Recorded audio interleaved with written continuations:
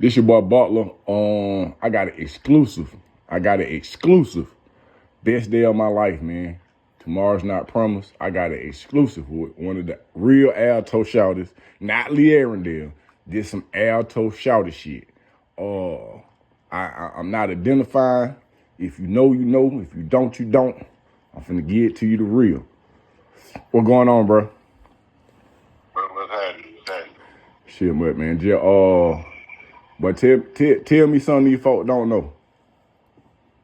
Like that old Alto. That old Alto, like cause from my understanding, bro, like, you know, I was at Alto, but bro, when I got there, the sign said Lee Arundel, and I got some war story, but from my understanding, if we just being all the way real, Alto was different before I got there. Oh yeah, man, that atmosphere, man, that was a different story up there. That on 10 through 14, that was like the damn warrior section up in that motherfucker. Okay. All the fucking, the fighting, the stealing, the slapping, all the good shit was going on up there. Yeah. Like niggas just got down doing time up in that motherfucker for real. Yeah. Like shit.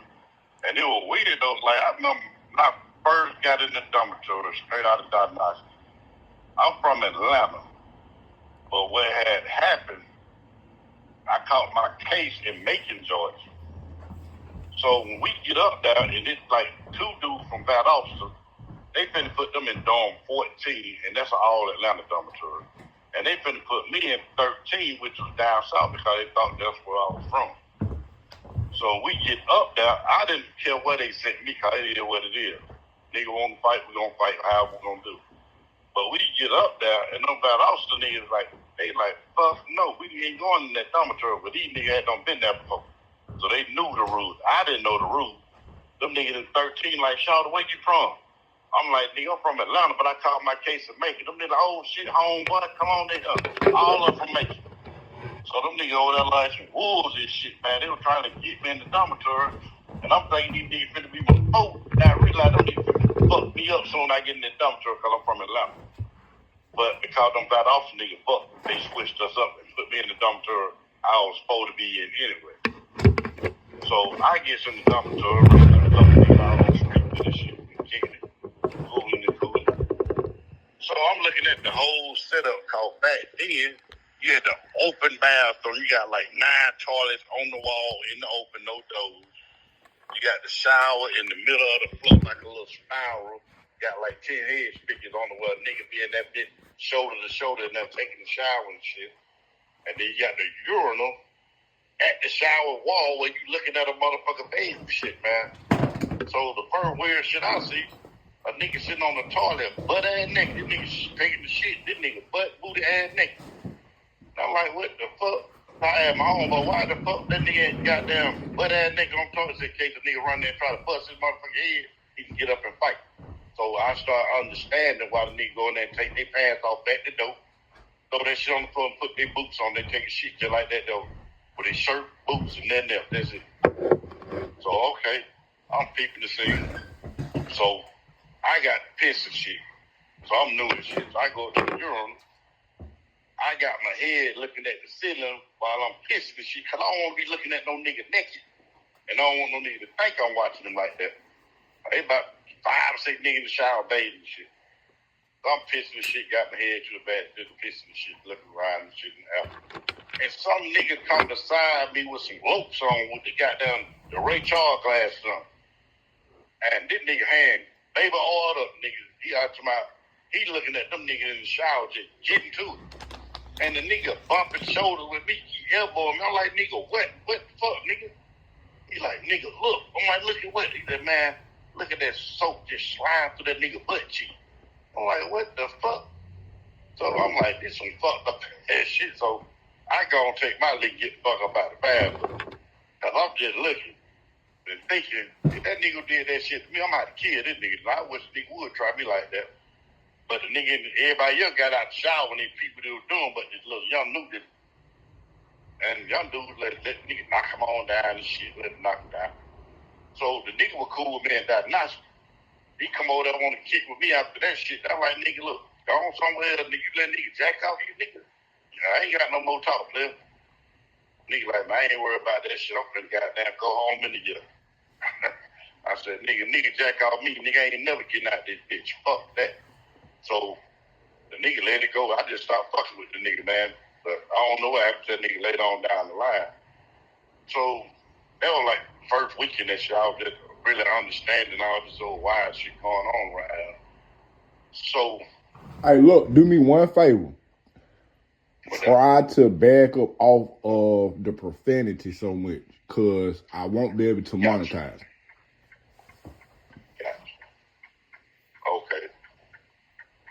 Okay, then that little incident there. So now I see how these cats in here, they gonna try you in here. And they try you to the point like, that be the first stage right there, masturbating off you in the shower. So if the dude's gonna masturbate off you in the shower, you don't do nothing. Bam. That's strike one. Strike two, you go to the stove, dude's gonna come there and steal all your stove good. That's strike two there. So a dude saying you ain't doing nothing about that there. So now you set yourself up for failure. And I say that because like back then, dude wasn't really getting raped. Dude just getting punched in the mouth and they doing something sexual because they scared. So what that dude steal your stuff, you don't do nothing, so next thing you know, dude gonna catch you in the back, slap the brakes up off until you get on your knees. And that was it. You had to do them just slap the hell out your arm hard enough and you were gonna get the dude's head. That's how they were doing them cats. So all this stuff there, weird. And then I started peeping. Everybody in the dormitory from Atlanta, but everybody clicked up by what neighborhood they're from. You got your College Park dudes, you got your Decatur dudes, you got your Inglewood, Capitol Home, the Techwood, the Hollywood. Everybody had their little clique. And in every clique, they had a powerhouse, meaning he's been down there longer than he's the one that everybody kind of scared of. So each little thing had a little clique. So the way the clique thing worked, all of being from Atlanta, if I'm sitting there chilling, I'm from Bankhead area, Hollywood Road. So if somebody come in the dormitory from one of them areas there, so they'll come holler at me, hey, folks, one of your peeps just came in, man, fresh off the street. So I go holler at the cat, like, dude, what's going on? Where you from? I'm from Hollywood and Main Street and all that. I was like, okay, what school you went to? We kicked the bobo, find out what's going on with the chicks on the street and stuff. And then I kick with him out a day or two. About that third day, I get some money and then go to the store, make that big store call. I'm in his locker like a rat. Soon he go to chop. I steal everything he got. Everything. Then I did cheat him. I be kicking it with him the whole while I don't stole his stuff. But I'm waiting for him to say, hey, folks, somebody done broke him a locker. Anything like, look, give me something to work with. He ain't got to tell me what don't happen. He had for a night. I kind of know because I'm the one that did it anyway. I'm just trying to see what he gonna do. So one particular time, one of my folks, I had them stole all this stuff. And he came to me like, dude, give me a knife. This dude done stole my stuff. I'm finna go and cut the cat head off. I'm like, who you think got it? He told me who got it. And I'm laughing on this side because I got it. But I put on my boots and like, let's go get it. So we go get the cat, put the things on, and we go to the hole. We stay in the hole like 30 days. And while we was over there, and I had sent him a kite to let him know, man, I'm the one who stole your stuff. And he all there feel like, man, why would you do me like that? And I explained to him, I got to see where you stand at. If you're going to be ready to go to war when it's time to go to war. But he stuff, I gave him his stuff, but I had to let the nigga know what time it was. Now I know he'll go to war. It's cool. Then we go back to the dormitory. We know one fight, everybody fight. That's how we doing it for Hollywood Road. The same thing you expect from California. You hit one of them California dudes, you fit out to fight all along. Hit somebody from Fifth Ward, you got to fight all. Fifth Ward, Techwood, Capitol Home, all them ran together. So you got to know where people stand at. But if he wouldn't have said nothing about his stuff being missing, every week he would have went to the store. I would have made him put all his food in my locker. And I would just sack them up. And back then, sacked it up just mean that pretty much you don't scare him into you keeping his stuff and he's scared to eat his own food without asking you. You feed him his own stuff when you want to feed him and stuff like that. And he was kind of crazy, man. We just had different rules in there. And then, like, on the gay stuff in there, I was learning. I'm like, I seen two dudes back there doing their thing. Dude get hit from the back. I'm like, them niggas gay as hell. But in prison, you're not gay unless you're getting poked. If you're getting poked, you're the gay one. The one that poking you ain't the gay one.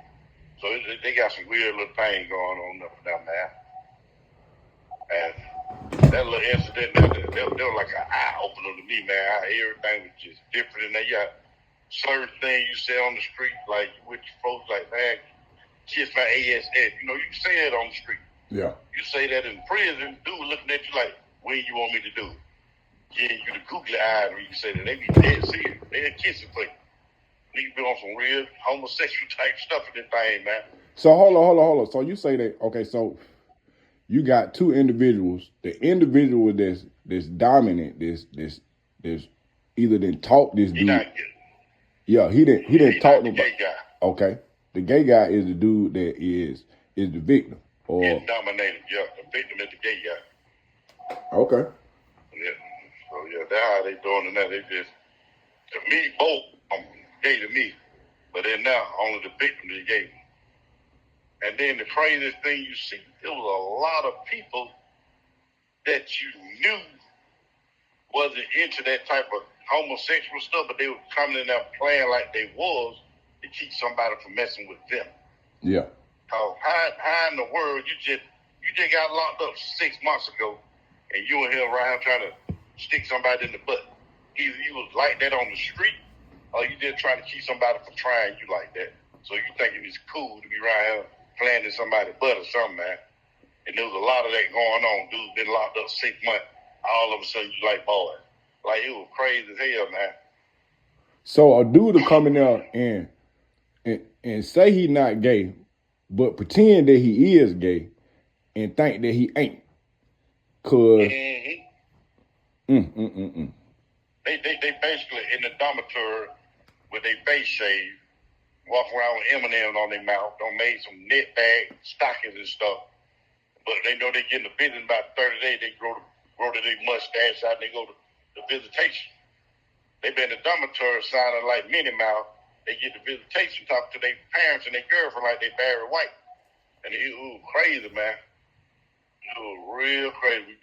And you go in the visitation room, you see they be having some of the baddest women too, man. You be like, golly, boy, she only knew.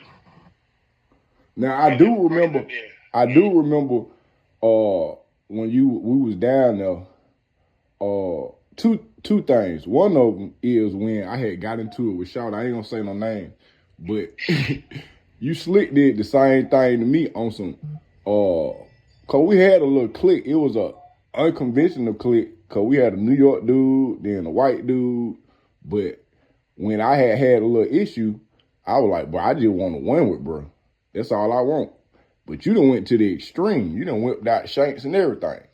So I can contest to you, even though you was on the light end and you was on the way home, but you gonna test the people that you're around to see, you know, if they finna go for it.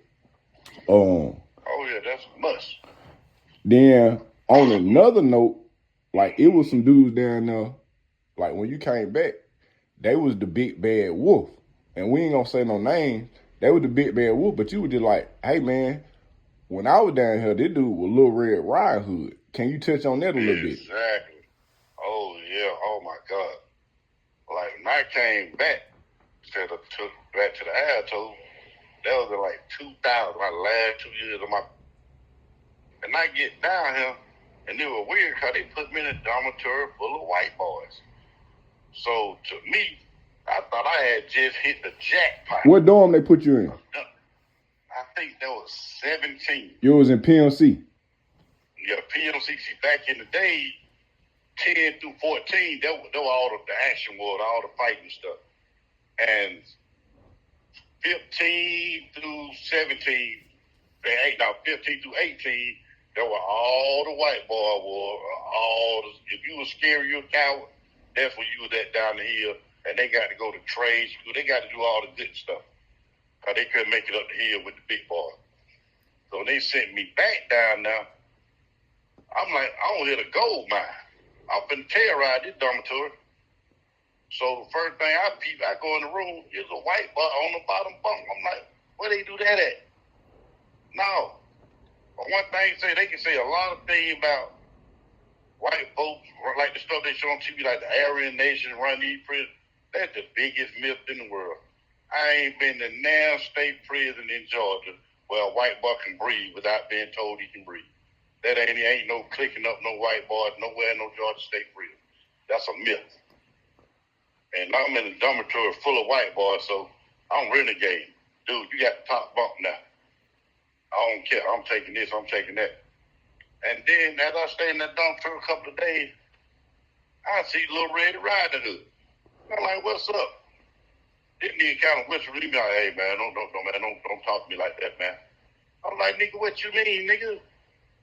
He like, man, you know, everybody up there, you know, I'm like, what? So I go holler at the other cat man, you know, the little Christian cat. We go holler at him. And I ain't knowing the dude. I'm just talking to him. I see a lot of people down on the bed doing Bible study and stuff. And so he invited me to Bible study. I said, that ain't my thing, dude. Anybody skin, I play top or shoot dice. That's what I'm looking for. So, me and him talking this stuff. And I seen a little weak nigga. And I don't find a little weak nigga in the dormitory. So I start messing with the little cat. Start sacking him up, taking the little snow good. And the little Christian dude stepped in, like, hey, man, don't do that. You know, to me, it was a Little Red Rider, but to him, it was the Big Bad Wolf. That's the Big Bad Wolf folk. Yeah. You know, you mess with him, the Big Bad Wolf gonna come out. I'm like, the Big Bad Wolf? Who my Little Red Rider Hood? And he laughing at me because I'm disrespecting the Big Bad Wolf. But I've been knowing the Big Bad Wolf for a long time. So, they got now, but I ain't had no beef with Little Red Rider Hood. We never had no beef. But we end up running into some beef. And we got into it one day down there, and I exposed him. So after I exposed him, all the while I was trying to get out that dormitory, them folks wouldn't put me out that dormitory. But after that there, I was on the next thing smoking up out of there, man. Can you touch on how you exposed him? Oh, we got to fighting out there in the hallway and stuff. We fighting. And, you know, I'm not no boxer. So I ain't even never tell nobody I'm no boxer, no golden glove. I'm a wrestler. So I think he hit me about 2 good times, and I went up on him and got him in the floor, then just sat on top of him with the banging the head in the ground and stuff. Yeah. And then they broke it on up. And then I know they told me pack it up. I'm up out the dormitory. We ain't even go to the hole. They just moved me out the dormitory. Yeah. And he stayed up there. And I met a couple of little cool dudes in there. And I think they were kind of glad when I got in there too, because they were some wildcats too. They just couldn't be wild up there. And they got kind of wild. They got around me. They did like, oh yeah, we got somebody in there with the shit like we on. And there was a couple cool. I met a couple cool cats up there, but he started getting fond of me. So I got up that hill, man. That was it.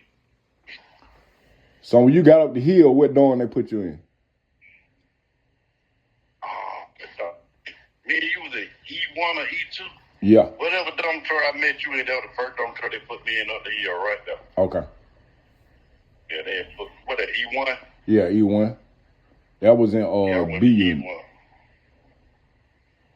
And that dorm was you were kind of off to me too, because it was a little cat in there from Athens that I knew back in the day. That little Athens shouted, man. Shouted had some hands on him, man. But it was more Atlanta people in there. And that was another thing I went used to be in the Alto where they mixed the dormitory like they did. Like everybody was cool with everybody around him. But they still had an Atlanta clique in that dormitory that everybody kind of stayed away from. Folks, you got into it with them dudes there. Yeah.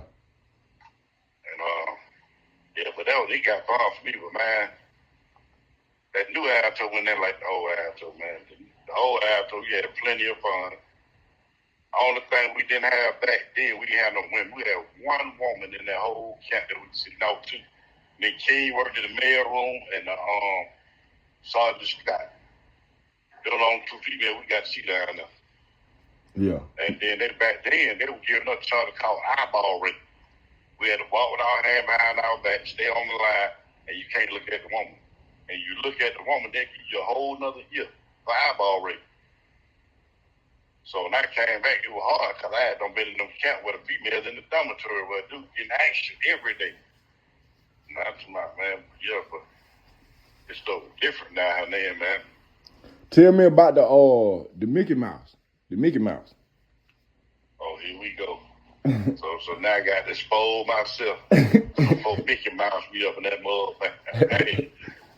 Hey, see, it's funny now that I'm out. Yeah. But man, them folks put that Mickey Mouse on me, man. And you'll understand why I call it Mickey Mouse by the end of the story. I was at Smith State Prison.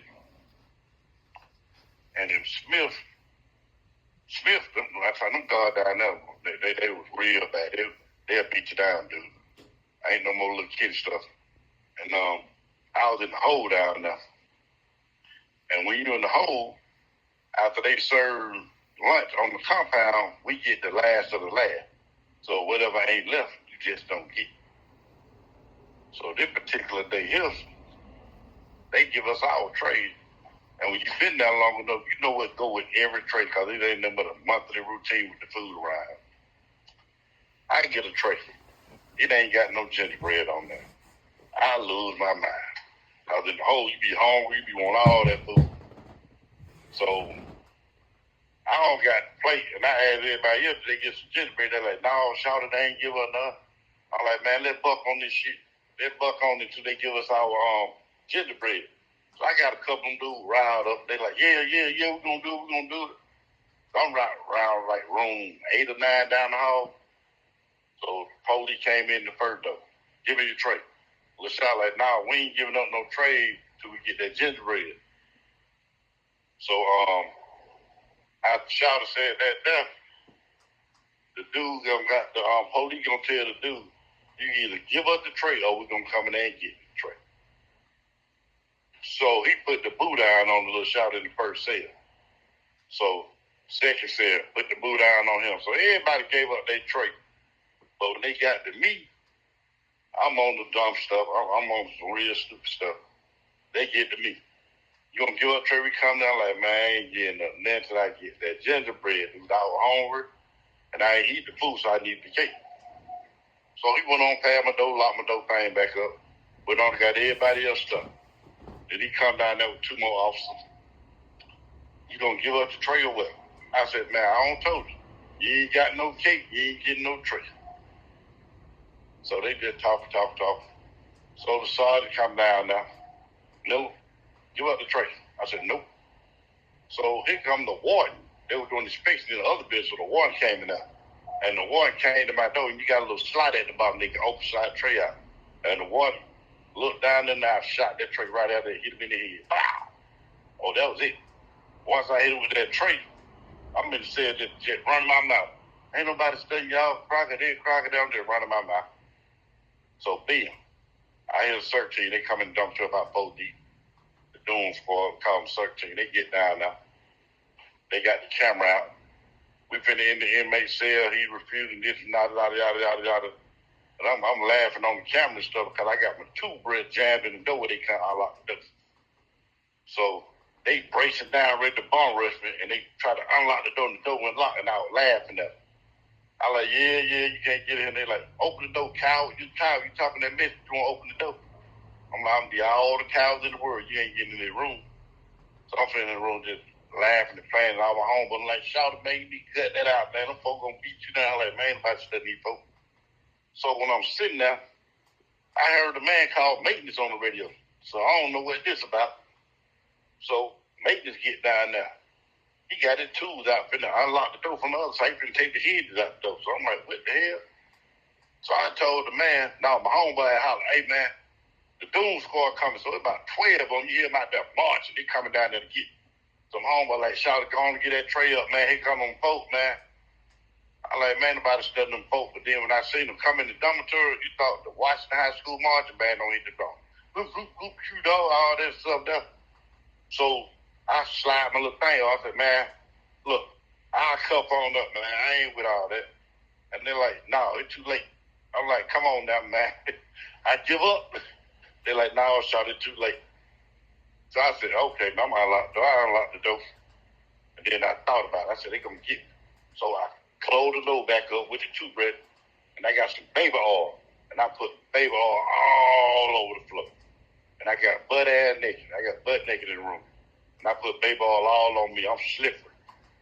So they open the door. They run in my room and they fall. And I run up out the room. I'm laughing. Everybody in the dormitory just laughing and clapping. And I'm thinking, they cheering me on. They laughing at the entertainment because they know I'm finna get beat up. So I'm just cutting the food, run up and down the steps. They chase me. I get on top range. They try to surround. I jump the rail, go back in the room, close the door. Damn, get down there. I said, man, look, I'm through playing, man. Y'all got there. I'm finna come on out. They ain't got nothing to say. They ain't saying no other word. So I see they wasn't playing. I go to the back of my room, put my hand behind my back, put my nose in the wall. When they came in the door, dude, they came in there like a freight train, like they ran me through the wall up in the cat, man. I'm like, damn. They broke me over and they ran me to the wall and they stretched me out on the floor. They put a shield on my back. After they had my hand behind my back, they put the shield on my back and sat on me while I couldn't move. And I was laying on the right side of my face. The dude punched me in my face. And he was trying to stop refusing inmate. And I'm like, Crockett, you can't hurt me. I don't care about all this. You can't hurt me. But he was hitting that eye so much, so I had to turn the other way. He went hitting that eye. I'm like, man, look, y'all can't stop me. I don't care about none of this. So they just kept hitting me. Then I said, look, dude, I'm down. My bad. Stop refusing, inmate, stop refusing.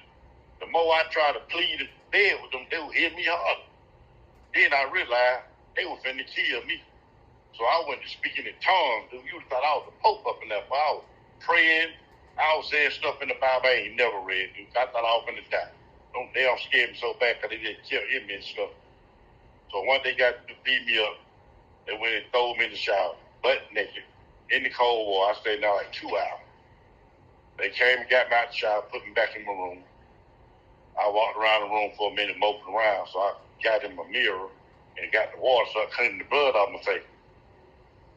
And that's when I met Mickey Mouse. Dude, I had 2 knots on the top of my head, looked like Mickey Mouse ears. And my nose had on swell so bad, it connected to my lips. So I had the whole Mickey Mouse face, dude. And everybody in the dormitory like, hey, Shawty, you all right over there, you all right? Then I started talking like much mouth from Fat Ever. Yeah, but man, you know I ain't finna let me handle me like that. So I'm like, it's game on. I'm like, I can't go home like that. They don't mess my face up. So I did about 10 push-ups, got myself crunk up with the chicken on the door. Boom, boom, boom, boom, boom. And they come down there, you kick on that door one more time, we coming up in there, so I kicked it again. Boom! They walked off. They ain't come back. I laid down. About 3 in the morning, they bomb rushed the room, just started putting their hands on me up and they caught my guard. So I think they got to beat me up. When then I could do about it, so I laid on down and stuff. Went back to bed. About 3 in the morning, the gate light, the floodlight came on, and it was beaming through my room. I tell you, it was real, real bright to the point you can't even see in your room because the light's so bright. And I looked up and seen that because I can't see nothing but bright lights. Dude, I thought I was in heaven, man. I thought them folks had them killed me and everything. So the first thing I did was raise up off the bed, scoot up, put them feet on the ground. And I did a Hail Mary. I kissed my hand and made the cross on my forehead and everything. Closed my eyes and prayed. Then I opened my eyes and I turned around. And I looked back at the bed to see if my body still there. Like that real cartoon Tom and Jerry stuff when the little spirit come up out the body. I looked back to try to see if my body still on the bed. But it wasn't there though, man. But man, I thought them folks had them killed me up in there, man. But that when I learned about running my mouth, like black folk got that milk. Oh, can't no white boy beat me this, white boy that. Man, them crackers would make your day so terrible in that you'll never want to say cracker again in your life. They used to be my favorite word. Cracker, cracker. Ain't nobody study y'all cracker. When I left there, sir, yes, sir. Sir, yes, sir. They broke my spirit, boy. Hey, them folks will beat you into submission up in that place, man. And I be telling them young cat, man, you don't want to go to prison because you don't have no win in that. And like the stuff you see on TV, everything on TV about prison is a myth because the prison system would never expose themselves because they'll open up too many lawsuits. Yeah. Like folks be on these little websites on TikTok. Oh, you a child molester, you go to prison, they gonna beat you up. That's a lie. Don't nobody care if you don't molested 15 nursery kids. Don't nobody care in prison. Because everybody locked up for doing something wrong. Why I'm gonna go catch a life sentence because you molested somebody and I got 5 years left? Don't nobody care what you locked up for in there. They don't care about all that, man. So it be all a myth, and then like the youth today, they be stuck on this music. Oh, snitch get stitchy, da-da-da-da. No, man. I know some snitch that'll tell on you and beat you up and rape you at the same time, man. And I think they get that misconstrued because he's snitching. He ain't no killer. No. I know some snitches that will give you a bad headache, dude, but mess you up real bad and tell on you again tomorrow, and they ain't worried about nobody calling them no snitch. Yeah. Because that's the myth that the government don't make. They teach black people not to snitch. They don't want to snitch. They the one teaching us not to snitch. Because if I catch 5 dudes for one murder case and y'all don't snitch on me, I got all 5 of y'all for the price of one. And ain't number one person pull the trigger, but I'm going to trick y'all not to tell on each other. I'm going to lock all 5 of y'all up so that there's 5 people I ain't got to worry about right now. Let me ask you this. 5 people I got off the street. Let me ask you this. When you first got the Alto, tell me how you realized or how you learned that, okay, it just got real. Like, this a different environment. Because I had heard stories before I got down there, and then this the crazy part. We leave Hayes. But mind you, I'm at Hayes, but all the action down here, I'm on the fast track at Hayes. You see what I'm saying? Yeah. So, and then like they got a bunch of, it wasn't nothing but a bunch of young dudes, and everybody, when I started doing them, I was like, boy, everybody on this book got about a decade or better.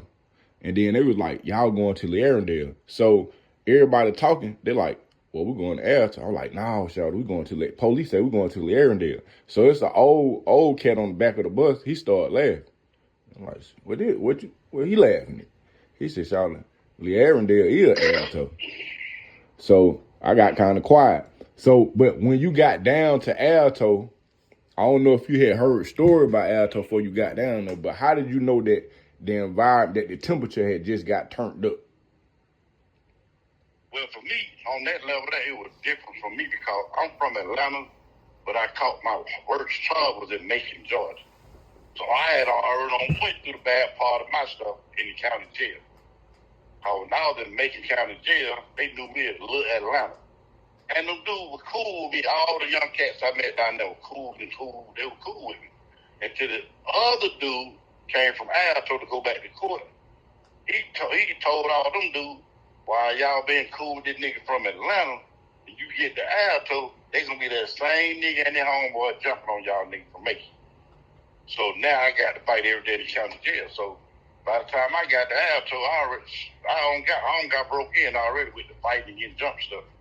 So it was never a piece of cake for me from that point on because I had already been to that part. Yeah. But I knew one thing. I wasn't finna try to let nobody think I was no boxer because them young niggas, can you imagine some dude ages 17 through 21? Been locked up since they were 14. These dudes didn't do nothing but lift weight, dude. Yeah. Man, I think the first fight I seen these dudes was shooting dice. And the young cat snuck up behind the dude that was on his knee shooting dice. He snuck up on, had a lock on his hand. And he caught him upside the head like, bam. And it was like the Matrix. When he hit the old boy with the lock, old boy, he made a little noise like, oof. And he turned around and see who hit him. And he hit the dude back and hit him in the mouth. And I seen 3 teeth went across the floor. And I said right then, I ain't fighting nobody there. Yeah. If a nigga knock my teeth out of him, man, I ain't never going home. I'm going to have to kill him. Yeah. But Alto, it was funny. Before I went to Alto, I used to want to go to Alto. Because we knew people that got out of Alto. We'd be on the street doing the Alto shuffle. Yeah. Saying stupid stuff like, man, I can't wait to go to Alto, but wait till I learn the Alto shuffle. So I pretty much talked my way right on in there, man. Talked myself right to Alto, thinking it was cheap, thinking it was fun. And then everybody hear the war stories about prison, thinking that's the worst part of it. Well, the funny part about prison, the same thing they ask you to do in there. It's the same thing your parents ask you to do on the street. Yeah. The difference is that now you gonna do it, or they gonna put them hands on. You got to make your bed every day. You got to clean your room every day. You got to say yes, sir, and no, ma'am, every day, even on death row. So that the part folks don't tell these kids when they go. The same thing your mama telling you to do. Clean your room. Clean your room. Go to school. They're going to tell you the same thing for you. Clean your room and get ready for detail. But now, you can't talk about them like it's your mama. Like they're going to put them paws on you now. Yeah. So why go to prison just to be told to do the same thing that your parents are telling you to do? When you clean up your room at home, now you can get out the house, go play with your boys, and go follow your girlfriend, do all that stuff. In prison, you're going to do the same thing, but you don't get no reward for it. And you're going to work for free. Yeah, you work for free. Yeah, everything you got, I don't care, you get your head split from the ruler to the tooth, you ain't getting number 2 Tylenol. That's it. Tylenol is the cure for everything. Everything going on in Chain Gang, Tylenol fix. Yep, and they charge you for Tylenol like you got a job in there, man. Bro, I remember I hadn't got sick, bro, and my tonsils hadn't swelled up. I had white spots on my tonsils, bro. I felt like I was going to die in that thing, bro. And sure enough, I went to the medical. Bro, them folk gave me 2 Tylenol. 2 Tylenol. Only thing saved me was my homeboy Dirt. He was hollering at the officer. And, bruh, she came through there with the real medicine. But I'm talking about NyQuil. I'm talking about amoxicillin. Bruh, knocked it out, boy. I'm talking about, boy, I will forever, but he got a rider for life, bro. Cause I was like, bro, y'all saved my life, but I almost died here. And these folk gave me some Tylenol, bro. Tylenol. Yeah, man. Yeah. So on the sexual tip, how did you realize, or did you already know in the county how it was going down, or when you got to Alto, or was you exposed to something that just kind of like shocked you on the RN tip or the violation tip? That right there, I think I see more of it in the county than I see anywhere, because in the county, the police don't look for it in there. Yeah. So they were doing it freely. There was a lot of gay people coming in there. They were doing it freely. You just have somebody to watch out for you versus on the street, in prison, the police trying to catch you doing it. Yeah. But now they weren't even trying to catch you. I'm more exposed to that stuff in the county jail than anything. Yeah. Okay. And in the interacting with officers, have you ever had any experience with that? Oh yeah, I'm talking about like me, like sexual with the officers. Yeah. Like, yeah. But I don't want to speak about that. Yeah. Yeah, but yeah, I got turned on that my last year and a half, and yeah, everything's a little different. Okay. So in the aspect though, because it seemed like when you were saying that you had heard about Alto, and it was almost like a glorification, like a badge of honor. That's what everybody wanted to be. Everybody wanted to go to Alto back in the day. Just to prove that they had what it took. Yep. Just to tell somebody not to do the Alto shuffle. And all the time I was in there, I ain't no number one person that I seen do it. And really, like, everybody know how to do the dance. Yeah. But I seen the dude that can do it fighting for real. Yeah, and really put it to action. Yeah, and he was one of your folks. He from Decatur. Yeah. Yeah. Now that dude there, man, he'll dance around and be on beat you to death, so you don't even see it coming, dude. He dance and slap your eyes out at the same time. Yeah, I ain't never been big on boxing. The element of surprise has always been my go-to, bro. I ain't no prize fighter, bro. But if I can... Yeah, me either. I'm Freddy Krueger, nigga. I'm coming in your dreams. I'll see you on the backside. Yeah. I prefer to catch you when you ain't paying attention, because I ain't that good of a fighter. And that's the rule people don't know on the street. They be stuck on this stuff about, why you steal me? Why you do that like dude? Where I'm from, it's all about winning, dude. Yeah. And that's all it's about, winning. However I do it, it is what it is. You got caught. If you know we were supposed to fight anyway, when I get y'all guns, you the one slip. You supposed to got me before I got you. That's all. Yeah. And now in prison, man, dude don't care if you're in a wheelchair. He'll throw you down the steps. You say the wrong thing he don't like. He'll push you down the steps in that wheelchair and don't even care. All right, I'm gonna ask you one more question, and this is more or just a generalization of understanding what's going on. Cause when you look at how the music industry is and how just the temperament of the people are, the United States having the highest prison population in the world, and it ain't getting no. In my personal opinion, it ain't getting no better. What if there is a solution to keep people out of chain gang, bro? How do you think that could possibly take place? It really start with, let me see, how can I say this? Because I think a lot of people in prison right now because of their parents. They parents didn't, society they got law where your parents can't really chastise you and stuff like that there. Yeah.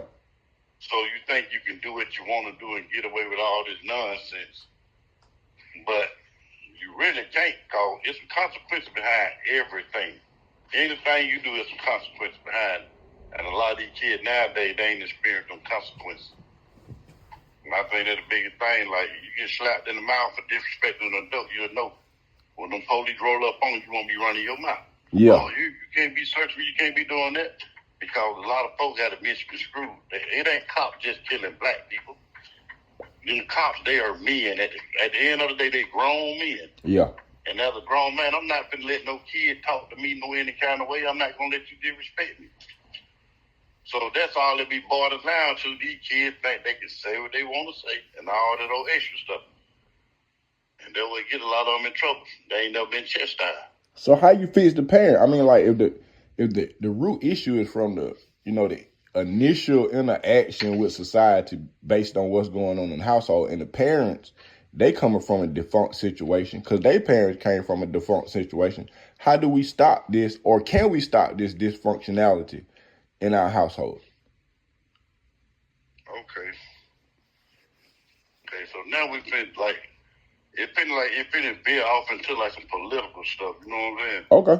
And I say that because black people, they more into like follow the sheep of their ancestors and stuff like that. They might can see, might can do whatever their grandparents, their mama do. They be on a lot of that stuff now. Yeah. And you look at all these places, they got the high black prison populations and the bad school, all them are Democrat-ran areas, man. Yeah. Because them Republicans, they ain't gonna let you come in there and mess up their school system like that. They got laws in place. You go in their school acting a dummy, they got a place for you. And a lot of that, oh man. You got to be kidding me, dude. Can't even get in the gate. All right, we're gonna come back. I'm gonna stop.